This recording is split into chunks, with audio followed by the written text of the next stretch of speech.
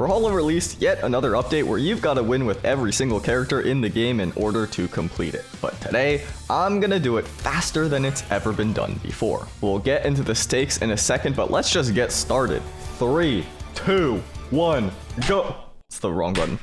Okay. The queue time alone might be longer than this match, but if you can't tell, I've got something tricky up my sleeve. Rather than queuing up in the normal game mode, I am queuing the Brawl of the Week, and that still counts for this event. Normally, this takes about 3 to 5 hours. But here's what's up this time. I'm really trying to win with every legend in a row. I'm trying to break a record here. So if I don't, top comment gets to decide my actual YouTube banner for a full month. And if I don't break my record from last time, it's not a month, it's the rest of the year. This could have disastrous consequences. 3 hours 15, that's the time to beat. I feel okay about it though. The reason being, this Brawl of the Week is Ghost Brawl, all the damage is at 200%, so you can see, even though the opponent is invisible, I'm thinking it's gonna be faster. So that's 2 down, 64 to go. There's also some wacky maps here. The fact the opponent is invisible means maybe I can get away with some interesting reads as well. I am concerned right off the bat, however, because the amount of time in between these matches, like I alluded to in the beginning, is already longer than the matches themselves. Maybe queuing at 2 p.m. on a Monday is not ideal. I'm gonna have to switch things up. I'm gonna try to get away with something stupid. I know my down sig hits in both directions, so maybe if I get that, I can spike. Oh my god, that actually just killed. I hit my fan with my elbow too, that hurt. Okay, here's the plan. I am adding in US East as an additional server. Now, I do lag quite a bit on US East, but I don't think it's gonna show up in the video itself, so hopefully y'all won't have any visual issues. You will only hear me complain auditorily in your ear. That actually didn't KO, which is kind of shock, but boosted damage is great. It is really speeding up this process, and I'm gonna need some speed because there are some things that are really gonna hold me back. Be a big challenge today. First and foremost, there's the fact that the opponent is, like I'm saying, invisible, and they also have the boosted damage.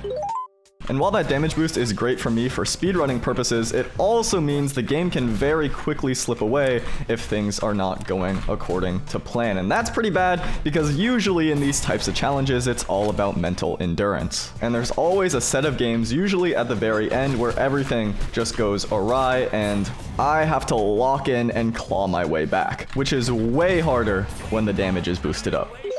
However, if I'm locking in a character like 7, I think it's okay. Because this side sig, I mean, they're already dead. Like, that's not real. This is not a real game mode. A mechanic with Ghost Brawl, if you're not aware, is if you remain invisible for too long, that actually, on any other map, that's an immediate knockout. And I got a roll back there. Oh no. Anyway, I was saying, if you remain invisible for too long, you actually just get revealed so that you can't infinitely stall out the game, like I was sort of just doing there, jumping up into the sky. So in between stocks, I'm gonna do a little bit of hovering around. I actually might be able to get a perfect game here if I play my cards right. Like Balatro, oh my god, Balatro. Happy to see that so early. Also happy to see that because of the second reason why this challenge might be more tempestuous than it seems. I don't know what that word means, I just thought I'd sound smart. Despite being what we can confidently say at this point a Brawlhalla channel, I actually have not played the game since July 16th. And before July 16th, I was not really playing frequently either. Now, I could tell you it's because I've been busy script writing a big video on Ubisoft's financials and figuring out what is going on with Brawlhalla. I could tell you it's because I'm working on esports documentaries in the background, and those are taking up a lot of time. I could tell you it's because I'm doing second channel stuff with roguelikes, which is actually going really well. Third channel with highlights, but the honest to goodness to greatness to goatness truth is that I have not really been feeling Brawlhalla lately, and I think that that is not an uncommon sentiment, unfortunately. Even this event right here, I'm waiting until what I think is the final week to do it, even though normally I do this on the first day. I don't know, I wasn't excited this time around. There's a lot that's been going on. If you're not keeping up to date, I'm trying to go for sticky bomb KOs in the speedrun and now I'm losing. This is what I was talking about. You gotta be very careful. Let me even this up really quick. Okay. Like I was saying, there's a lot that's been okay. I got distracted, as always. What else is new? Shout out Beanman for this one right here. I was just saying there's some less than savory things going on with the good old BH. And if you're not up to speed, I'll actually be covering it in that Ubisoft pseudo-investigative piece that I'm doing. The short of it, which I will attempt to relay to you as I attempt to read some invisible movement, is that Brawlhalla's monetization has gotten more and more aggressive recently, more and more commodified the rest of the game. Ooh! Can't believe I caught that. Which I think is something we're all pretty familiar with at this point. The deeper story is a lot more interesting. There's a lot more going on behind the scenes, and I'm not going to spoil the big reveals or anything, but let's just say the situation is not as simple as it seems. Okay, well, we got ourselves the first wacky map. Did the Brawl of the Week just change in the middle of the challenge? Wait, what am I queuing right now? What is happening?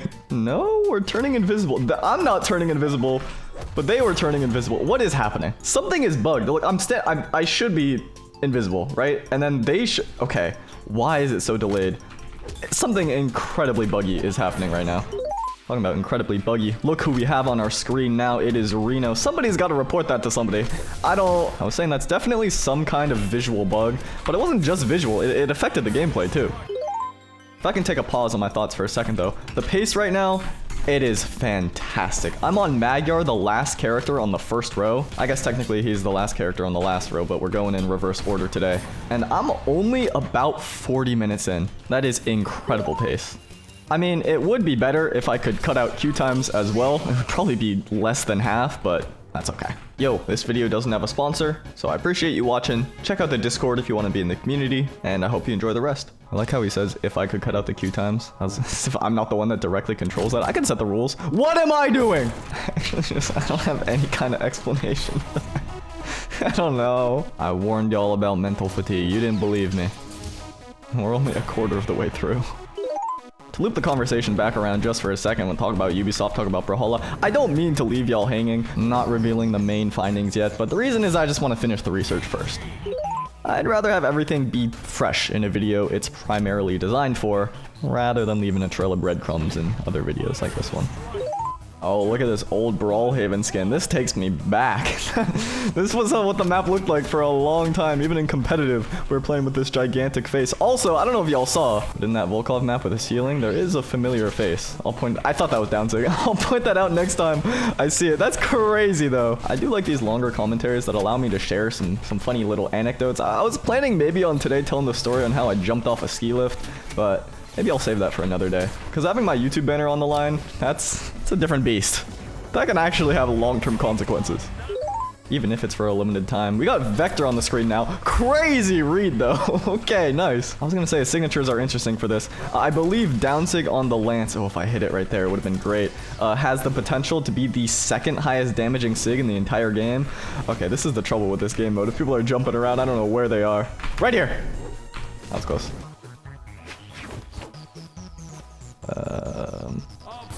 I think they also got lost. Unfortunately, that meant I could not show off what I wanted to show in that final stock, so I'll just have my editor put that in now. You know I hate it when you ask for stuff like this. I don't like you, and I think I've told you this. I don't think you have any redeeming qualities. I don't respect you. But yes, you can only imagine what that's like. At some higher damage values. Ooh, that's a nice catch. If I'm not mistaken, the other character that can do that is 7 with her cannon Ensig, and that, I believe, does even more damage. So, okay, you see why this game mode is scary? I get hit once in a bad spot, maybe I get red once, and that is just stock. Gone. And would you look at that, it's this map again, and guess what? Now they have gauntlets. So that, I mean, they're already going for the ground pound into the lava. I'm gonna ask a little favor of y'all, if you could be so kind. That's a crazily timed disconnect, setting up your bot for failure. Looking like Grok. Look at that, 1 hour on the clock and I'm already up to dusk. That's great. Okay, the favor, it's actually not a favor. I'm gonna do one better, a little bit of equivalent exchange here. You do something for me, I do something for you, okay? I feel like that's more fair. Don't worry, this is not a plug to subscribe. It's actually just way more embarrassing than that. If y'all could just remind me to put my region back to normal before the next recording, that would be amazing. The more creative your messaging, the better.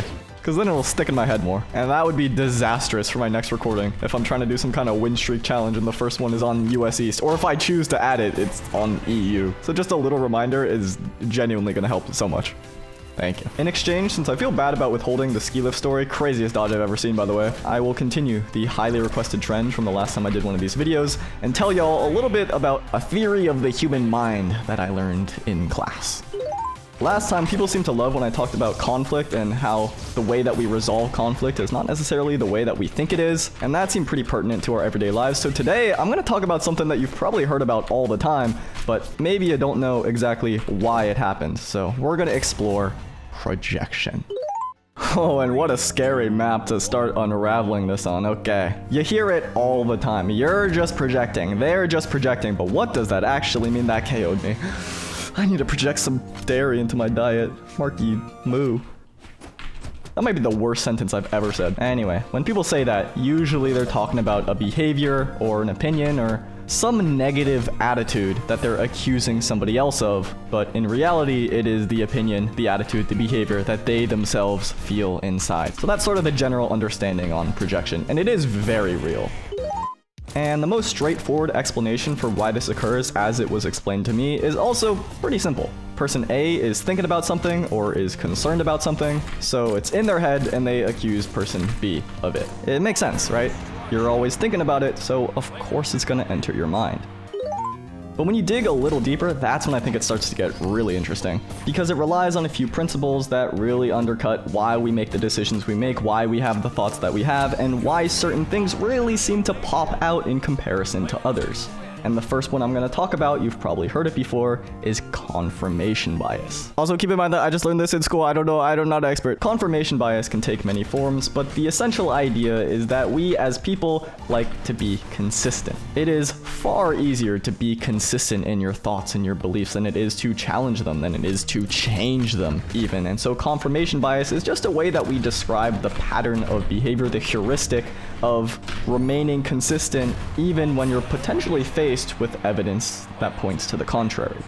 The most textbook example of this is people looking for information, finding evidence that confirms what they already believe, whether that's subconsciously or consciously. And it's something we all do. It goes so far as paying more attention to the people you like, giving them more of the benefit of the doubt, and even trusting their word at face value more than you would someone you dislike. Now, I should say that I'm not placing a value judgment necessarily on any of this. I'm not saying this is good, I'm not saying this is bad. It's just funny, the brain is very finicky. It's much more about efficiency than it is about being right or being correct, being rational, logical. Efficiency is priority number one. And it is much more efficient to keep the status quo going as long as it works. The people that you like, the opinions that you hold, then adopt new ones, because, I mean, that takes a lot of effort to do that, and our brains were not evolved in a world where effort can be wasted. So when your good friend does something weird, holds an opinion that you find detestable, or even betrays you directly in a way that is directly bad, you are much more likely to try and understand. Recognize that they messed up, but at their heart, they're still good. They're still a good person. Compared to if a coworker or a classmate or a stranger did that, or someone you already disliked, it's very easy to just go, oh, they're a pretty bad person. Which is all a very roundabout way to talk about attention. What we pay attention to and what our minds grab is not necessarily conscious. We're not thinking about it all the time. And in fact, most of the time, it's driven by things we're not thinking about. What the hell is this map? Anyway, I was saying that most confirmation bias happens under our noses. We're not actively thinking, oh, I like this person, so I'm gonna give them an out. That's not how our brain works, really. Unless you catch it in the moment, it just happens. There's just too much information that our brains are receiving every second. I mean, sensory data alone is crazy. Your tongue is always there, and you're always feeling it, but until you pay attention, you're not aware of it in your mouth. Nor are you aware of the sensation of what licking the back of your phone will feel like, even though that info is right there. Attention is a critical spotlight. It tells you what's important, what you need to pay attention to, and if we're going all the way back, what you have to pay attention to if you want you and your pack to survive. And what you pay attention to and what you paid attention to in the past shapes what you will pay attention to in the future, because it's like telling your brain, hey, wake up, this is important. Hone in on how you're now manually breathing.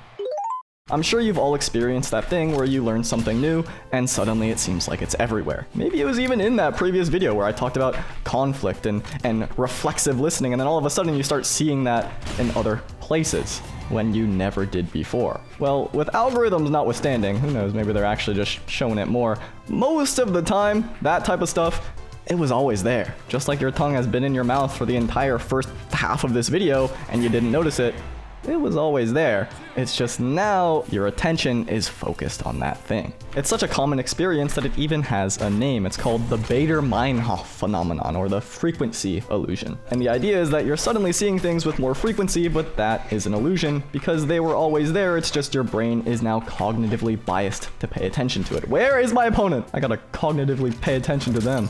That hit me because Axe Downlight jumped in the air. I've never seen that before. Anyway, these are all demonstrations of the importance and really the hidden effects of attention. How attention... I just got jumped. Actually fine though, I'm not even dead. Attention can shape things without us knowing, and in fact, it does most of the time. So let's bring it all the way back around to projection. Remember, projection is the idea that you accuse somebody else of something that you are actually thinking or doing yourself. So how do we make sense of this now? Well, let's use, unfortunately, what is one of the most common examples as a template here, and that is infidelity. Let's say, for the purposes of this example, Poe is in a relationship with Queen Nai. I now have a new worst sentence I've ever said. And lo and behold, Poe does something terrible and cheats on Queen Nai. And now Poe is starting to get anxious. He's starting to get a little bit paranoid and accuses Queen Nai of cheating on him. So now Queen Nai is forced to reassure Poe, say, no, of course not, I love you, I love all your movies, even Kung Fu Panda 4, I even love the Kung Fu Panda TV show, of course, I would never do something like that. If there's something I can do to make you feel more comfortable, it would be make it so Jake Downsing doesn't drop on the wall like that. If you want to have a conversation about this, we can. And so Poe starts getting more insecure. He's like, what are you doing with Zariel then? What are you doing with Zariel? And she's like, well, nothing's happening with Zariel. Zariel's just my friend. And then if things start to get really bad, she has to make a bunch of concessions and oh, you can't hang out with Zariel anymore. Guess what? You can't hang out. You can't do it. You can't do it. You can only hang out with me. You can only hang out with me. And all the while, Poe is the one that is actually guilty. Poe is the one that actually did something wrong. But for some reason, it's locked in his head, and he could be fully genuine in thinking that Queen Nai is to blame. So how in the world do you get to that point? How do you start accusing a person so vehemently about the very thing that you are doing? Well, let's think for a second back to attention. What is it that your mind is paying attention to?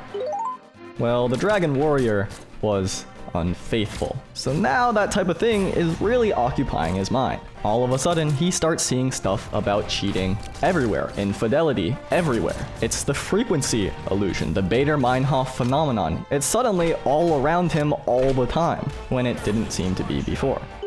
And now all of a sudden, behaviors that were normal and innocuous and didn't raise any alarms before are pointing to something strange. You said that you went to bed at 9:17 p.m., but I actually saw that you read a Snapchat message at 1:14 a.m. It's curious. You're laughing a lot at Red Raptor's jokes. Not only that, you're laughing a lot at Algrim's jokes.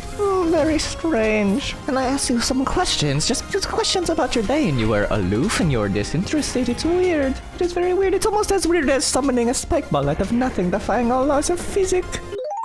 And then he finds out that last week, one-on-one, she got lunch with Zariel. Well, there it is. She's cheating. And despite all of these interactions being completely normal, nothing going on, maybe they're even the exact same as they've always been, Poe got it locked in his mind that something was afoot, and so his brain started looking for reasons why something was afoot, confirming the evidence of his existing belief. Just as the sensation of your tongue sitting in your mouth was always there, but you only noticed it being there with attention, all of the same behaviors, the same expressions, micro expressions even, were always there for Poe. Just now his mind is laser focused on them, and laser focused on them with the pre-existing belief that it's negative. Nai was just social batteried out and saying her goodnight. She wasn't bored and disinterested, she was tired after a long day, and her and Zariel have always just gotten lunch together on a whim. That's how things are. But because of the way his attention was trained, Poe did not see it that way. He saw it as indisputable that she was doing the very thing that he was guilty of. Obviously, it's not that simple, it's not that clear cut, nor is it ever going to be that lockstep 3-step straightforward. But I just use those two heuristics, confirmation bias and the frequency illusion, to talk a little bit about how our attention works and how it can kind of be manipulated or not exactly what we think it is. So a sort of 3-in-1 topic today. I used one as an excuse to talk about the others, but I hope it wasn't too jumbled. Talking about jumbled, this is what I'm saying in the game mode. One read and you're gone. Oh, and would you look at that? We're back on the map, and we're also on the first row, the final row. I'm gonna try to do something where it zooms it out. There, you can see it. It's Victor Arcane! Victor Arcane, oh my god, Victor Arcane! I do feel like my example got super messy when I decided to make it Queen Nai and Poe. What am I doing? What am I talking about? I don't really know. But my downlight ground pound got messed up by the wall, so I'm upset about it. But now hopefully the gist makes a little bit more sense, that when you're thinking about something or something's in the back of your mind, you are much more likely to see it and see it in other people, even if there's genuinely nothing there. Okay, actually, I love this map. Thank you for saving me. Ground pound, please! Something you gotta understand, my voice did not crack there, okay? That was merely an illusion. That was a bias of your mind that made it, that tricked you. Look at that, though. All the way up to Taros. It took 2 hours and 17 minutes, but we're here. Okay, got this map again.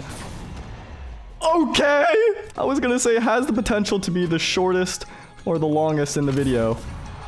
And, yep, I'm proving it. Proving it right here. Okay, where does this go? Right here. If they ever go to these cannons, oh, it's cooked. It is cooked! I mean, right when they spawn, right? That's just brutal. One more time? I'll take it. I'll take it. I mean, what are we doing?